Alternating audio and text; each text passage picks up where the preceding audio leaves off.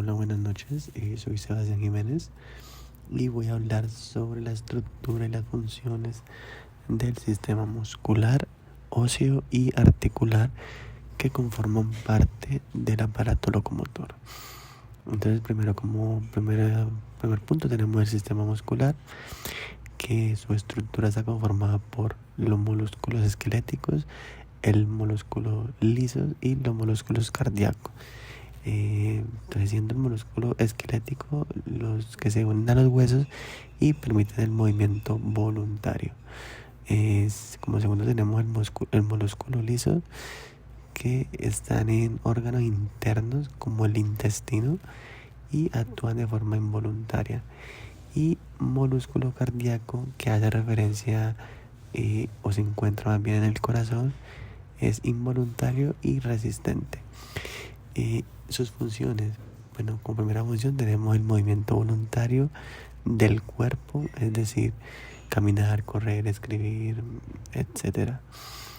Como segundo tenemos postura y estabilidad del esqueleto, siguiendo con generación de calor a través de contracciones, protección de órganos internos, por ejemplo músculos abdominales, y como quinto tenemos ayuda en la circulación, especialmente en el retorno venoso por los músculos de las piernas.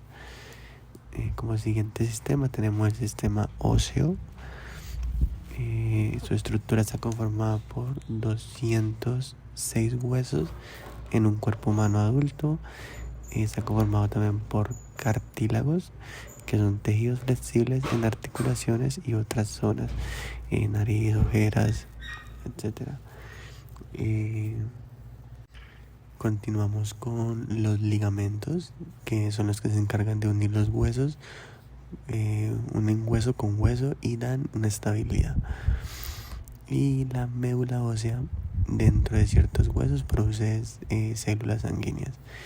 Como funciones de ese sistema óseo tenemos sostén estructural del cuerpo, protección de órganos vitales, el cráneo, protege el cerebro, costillas, corazón y pulmones. Tenemos también la producción de células sanguíneas, hematopoiesis, pues se le conoce también a eso, reserva de minerales como calcio y fósforo, y movimiento al actuar como palancas con los músculos. En el sistema articular tenemos que estar conformado o tiene una estructura conformada por articulaciones,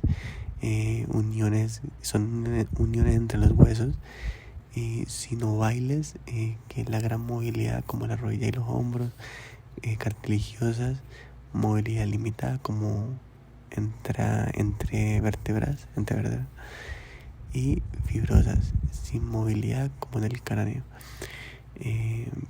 Siguiendo con la parte de la estructura tenemos cartílago y articulación, que es la parte que se encarga de recubrir los extremos óseos para evitar una fricción.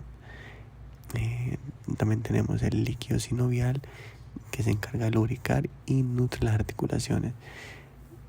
Por último, en la parte de la estructura tenemos los meniscos y los discos articulares, que se encargan de amortiguar el movimiento.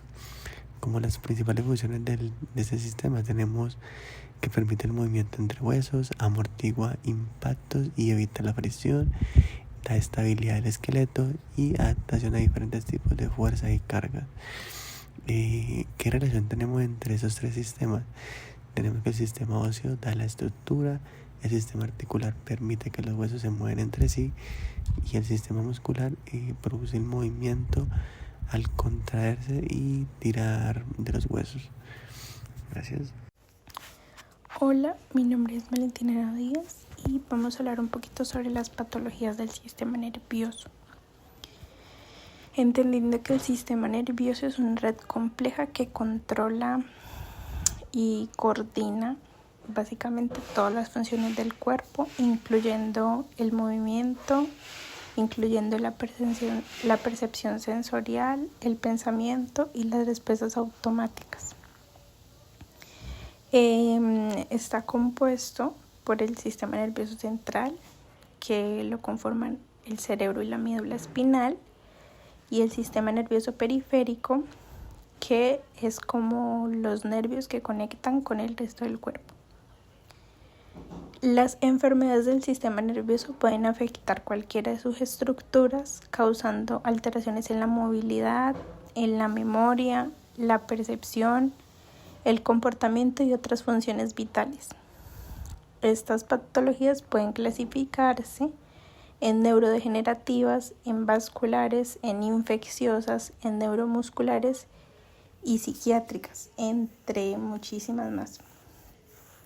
Algunas de las más comunes incluyen el Alzheimer, el Parkinson, la esclerosis múltiple, los accidentes cerebrovasculares, la epilepsia y las neuropatías periféricas. Y pues el impacto puede ser leve o grave, dependiendo de su progresión y del tratamiento. Vamos a hacer énfasis en algunas de las más comunes y empezando por las enfermedades neurodegenerativas. Entonces, como lo mencionábamos ahora, el Alzheimer, que es la pérdida progresiva de la memoria y deterioro cognitivo. El Parkinson, que consiste o que trae como consecuencia temblor, rigidez muscular y dificultad para moverse debido a la generación de neuronas dopaminérgicas. La esclerosis múltiple, que es una enfermedad autoinmune que afecta a la mielina y causa la debilidad muscular y los problemas de coordinación. Está la ELA, que es la esclerosis lateral amiotrófica, que es la degeneración de las neuronas motoras y provocan parálisis progresiva. Vamos a hablar entonces de las enfermedades vasculares. Entre las enfermedades vasculares cerebrales está el accidente cerebrovascular o ACV o derrame cerebral, que puede ser isquémico, lo que quiere decir que por obstrucción, o hemorrágico, que puede ser por sangrado, causando pérdida de funciones cerebrales. Los aneurismas cerebrales, que son dilataciones anormales en los vasos sanguíneos del cerebro que pueden romperse y provocar hemorragias.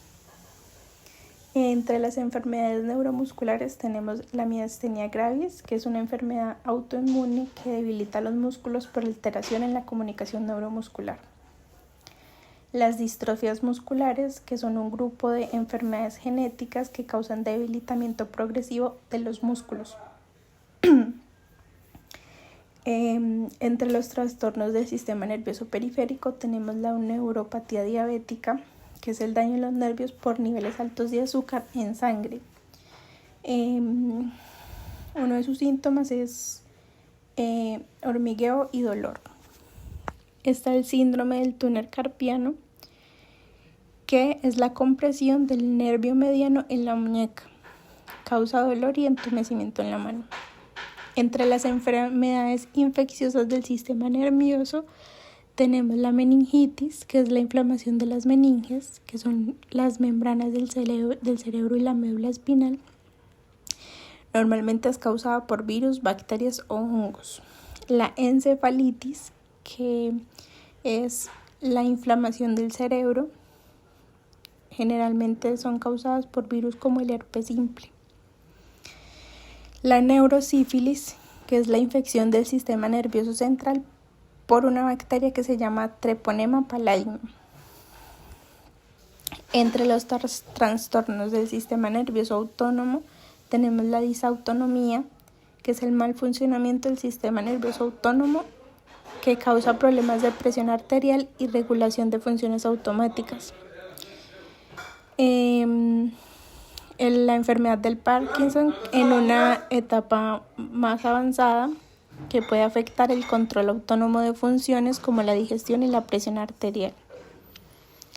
Entre las enfermedades psiquiátricas con base neurológica está la esquizofrenia, que es un trastorno mental severo con alucinaciones, delirios y cambios en el pensamiento. Entre esas también está la depresión y la ansiedad, que son alteraciones en neurotransmisores como serotonina y dopamina. Hola, mi nombre es Valentina Henao y vamos a hablar un poco sobre las patologías de los sistemas musculoesquelético, el linfático y el reproductivo.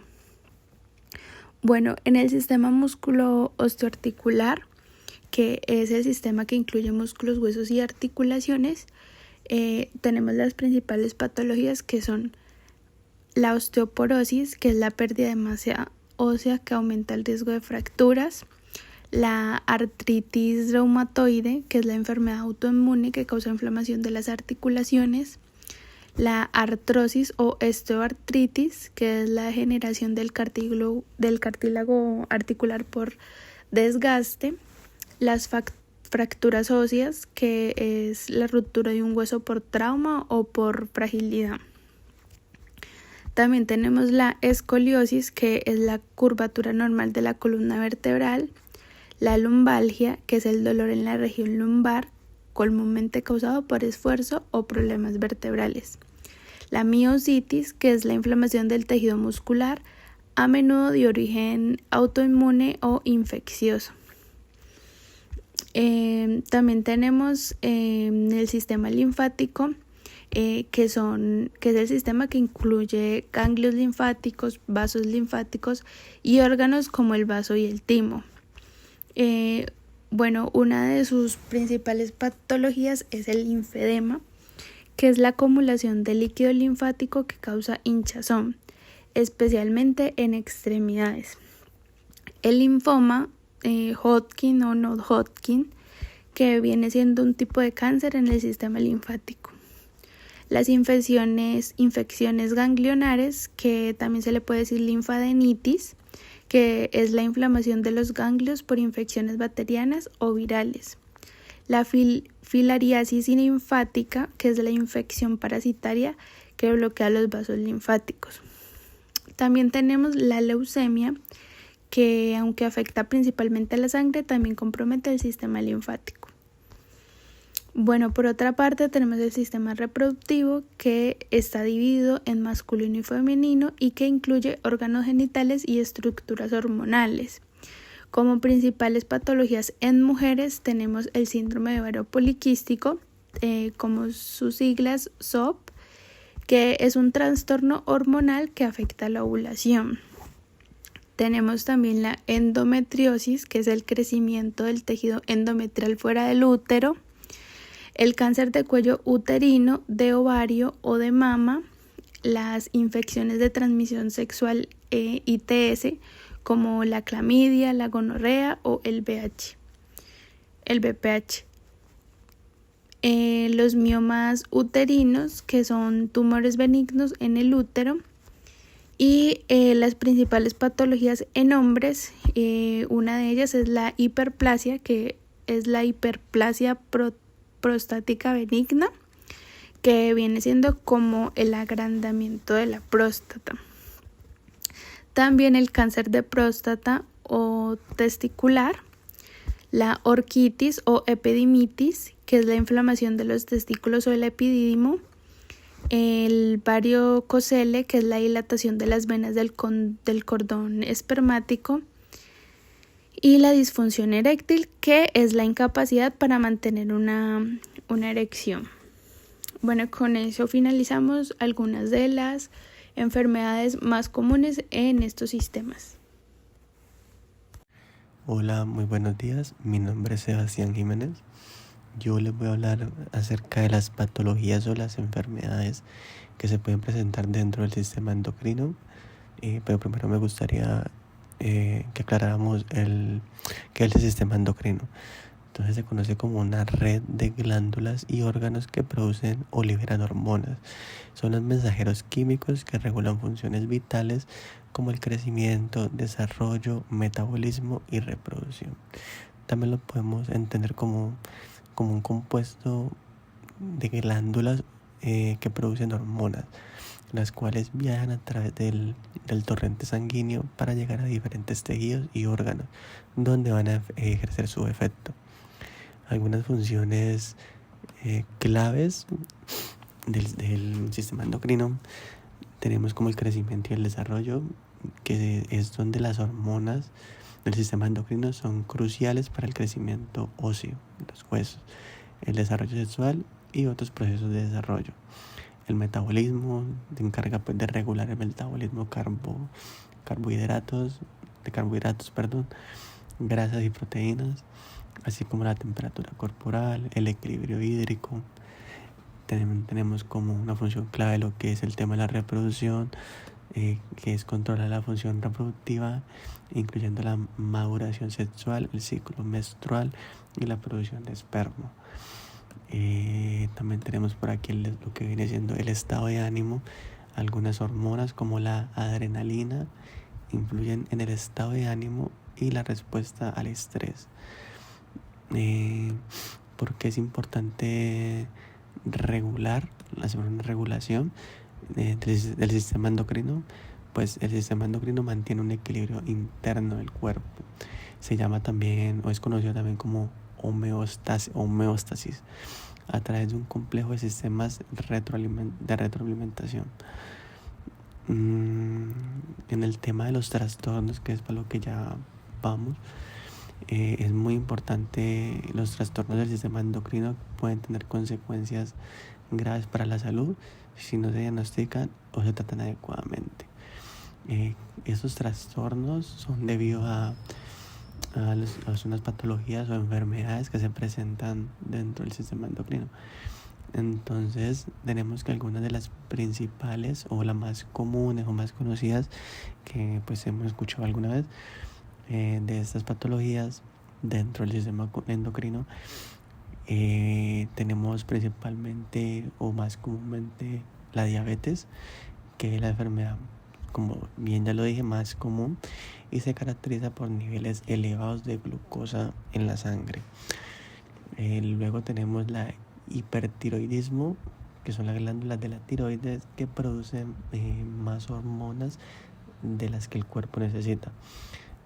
Al contrario, también tenemos la hipotiroidismo, que pues serían cuando las glándulas de la tiroides producen una cantidad insuficiente de hormonas.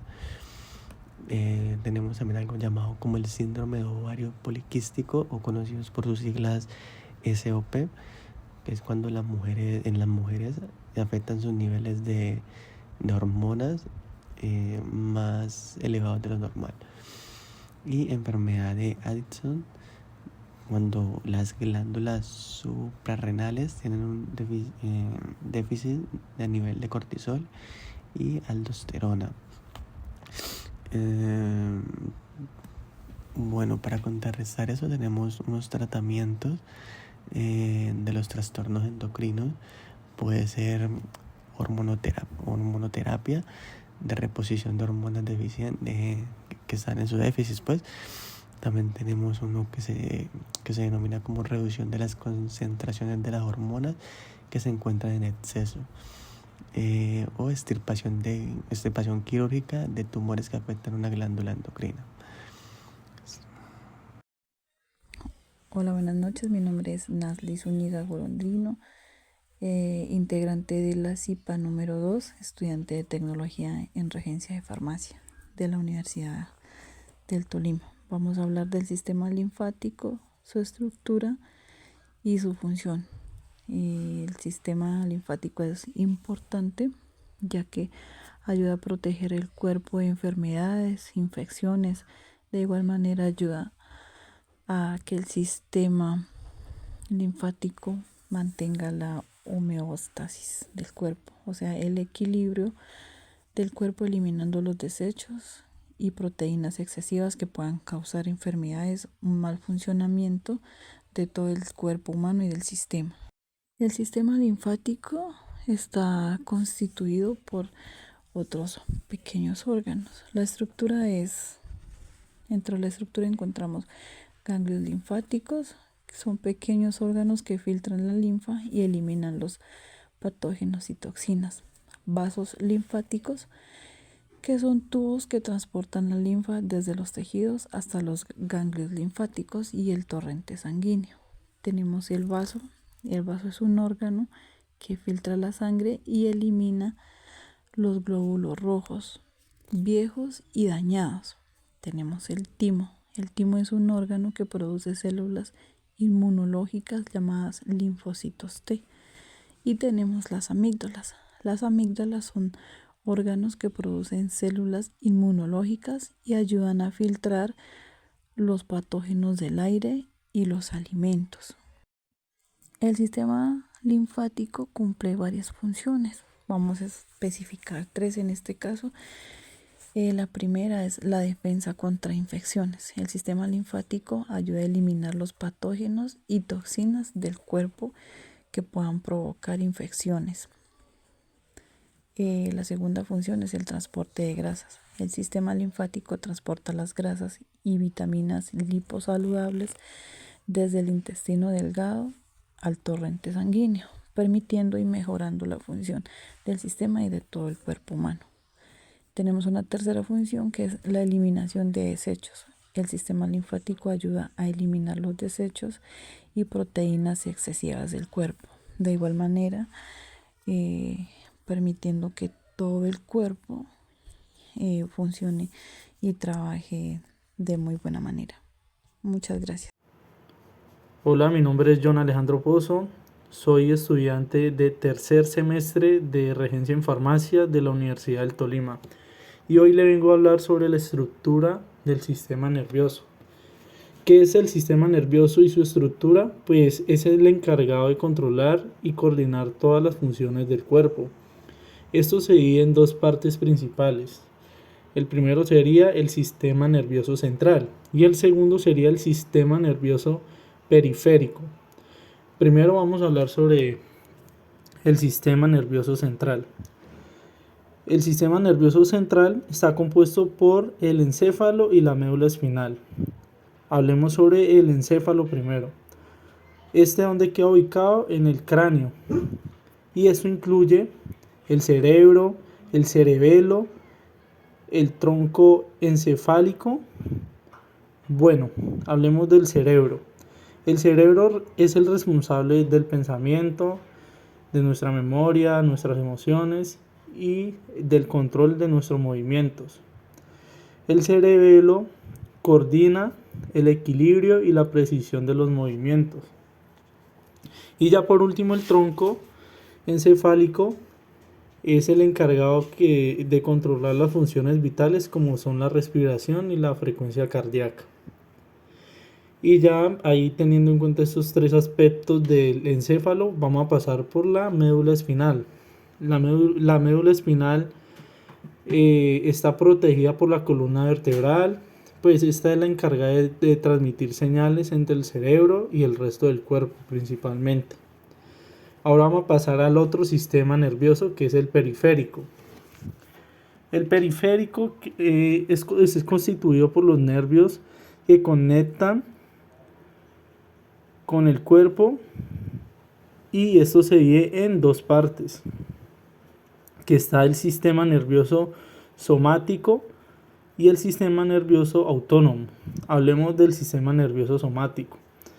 Este controla los movimientos voluntarios y ya información sensorial.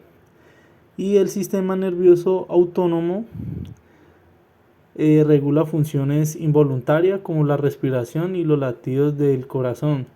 Y se subdivide en 2, que es el simpático y el parasimpático. Bueno, el simpático, ¿qué es? Es el sistema que nos activa respuesta de alerta. Pues esto es como el sistema excitado, por así decirlo. Es el que se activa cuando nuestro cuerpo se siente en peligro, cuando siente que necesita una dosis de adrenalina, ya sea para entrar en movimiento o para protegerse. Y el parasimpático es todo lo contrario. Esto favorece la relajación y el equilibrio. Hay 2, pues ahí están estos 2. Y pues también hay que tener en cuenta que uno lo puede tener ya más involucrado hacia un lado o hacia el otro. Esto es dependiendo también de tu pH de la sangre. Por ejemplo, sabemos que el pH de la sangre en un cuerpo humano es de 7.4, ¿no? Pero lo que lo que se ha observado científicamente es que los que tienen un sistema nervioso simpático, el pH es mucho más alcalino, o sea que está en 7.53 más o menos, 7.53, 7.52. Y el parasimpático es mucho más ácido, se encuentra entre unos 7.3 más o menos, 7.39, 7.38. Y pues ya resumiendo esto, el sistema nervioso, pues como sabemos, funciona como una red de comunicación que permite percibir el entorno y responde a estímulos y regula el organismo, y su correcta estructura y función son esenciales para nuestra vida. El sistema nervioso en nuestra vida juega un papel muy importante. Bueno, ya siguiendo con las patologías del sistema reproductivo masculino, la primera patología que se nos presenta es la criptorquidia, que es testículos no descendientes al escroto, común en recién nacidos, puede afectar la fertilidad y si no se trata. El segundo sería varicocele, son venas dilatadas en el escroto. Esto nos puede causar dolor y afectar la reproducción de espermatozoides. La tercera sería hiperplasia prostática. ¿Esto qué quiere decir? Agrandamiento no canceroso de la próstata. Síntomas urinarios como dificultad para orinar, necesidad frecuente de orinar.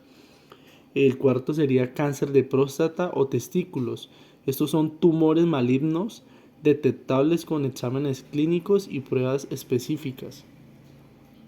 El quinto sería epididimitis y orquitis. ¿Esto qué es? Inflamación de el epididomo o testículo, generalmente por infección. Y por último sería difusión eréctil. Esto es incapacidad persistente para mantener una erección. Puede tener causas físicas o psicológicas. Ahora pasamos a las patologías del sistema reproductivo femenino. Tenemos el primero como síndrome de ovario poliquístico, desequilibrio hormonal y formación de quistes en los ovarios. Causa irregularidades menstruales e infertilidad. En el segundo tenemos endometriosis, tejido del endometrio que crece fuera del útero, dolor pélvico crónico, infertilidad. Y por último tenemos miomas uterinos, que son tumores benignos en el útero, puede causar sangrado abundante e infertilidad. En cuarto tenemos cáncer ginecológico, incluye cáncer de cuello uterino, ovarios, útero, vulva o vagina. Estos son detectables en fases tempranas con pruebas como el Papa Nicolau. En quinto tenemos la enfermedad inflamatoria pélvica, que son infecciones del útero, trompas y ovarios. Esto suele causar por ETS como clamidia o gonorrea. Y sexto tenemos la menstruación anormales, que sería la falta de menstruación, dolor menstrual intenso, menorragia y sangrado excesivo. Ya concluyendo.